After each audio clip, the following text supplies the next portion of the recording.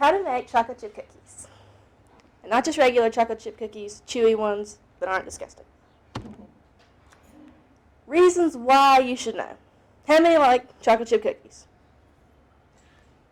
Okay, not everybody raised their hand. But if you don't like them, I'm really sorry. Please don't sleep through my presentation because you could be on a cooking show someday. You might marry somebody or meet someone, go to a church event, and need to make cookies. And they're good. Someone else you meet is going to like them, I promise. So, reasons for you to know how to make chocolate chip cookies. Take to potlucks, like I said. I do this all the time. Make for your own family's enjoyment. Welcome your neighbors into the area. You know, someone moves down the street, you just take them some cookies. They're going to love you forever. You could start a cooking show, like I said. It's going to be great. Could use in a presentation for a college speech class, like me. All right.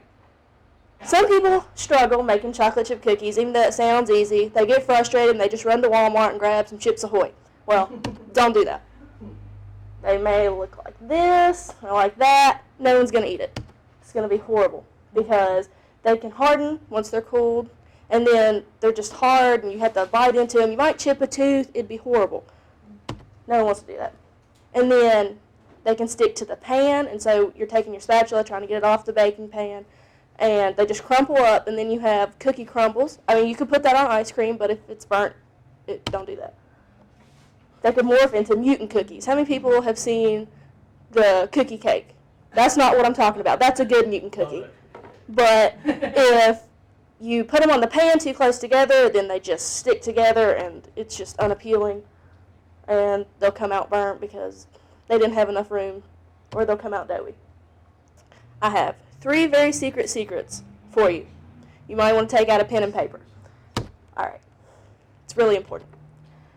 First, you have to soften the butter. So when you start getting out all your ingredients, your brown sugar, your regular sugar, your baking powder, your all-purpose flour, don't use self-rising because the cookies are going to rise on their own.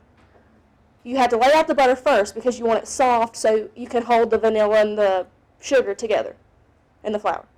You can put that in a little bowl, and you want the soft butter to put it together, but if you melt it, then it's just going to be runny and your cookies aren't going to rise.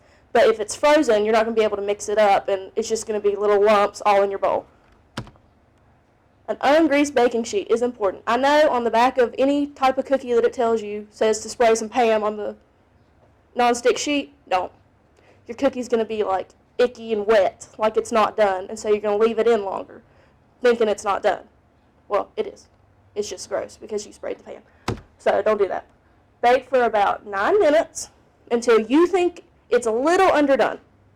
If you look at that and you're like, it could probably use a few more minutes, but it's brown around the edges, it's done. Take it out because it's going to be on the hot baking pan when you let it cool on the counter, and the heat from the pan, while it's still cooling, is going to go into the cookies, and the cookies are going to finish baking. And then, now, you know the proper technique to make cookies. And a fun fact about that is that 53% of Americans prefer chocolate chip cookies. Despite race, gender, sex, doesn't matter. 53% of Americans prefer chocolate chip cookies. America's cookie. So, you know how to make America's cookie. Works. All right.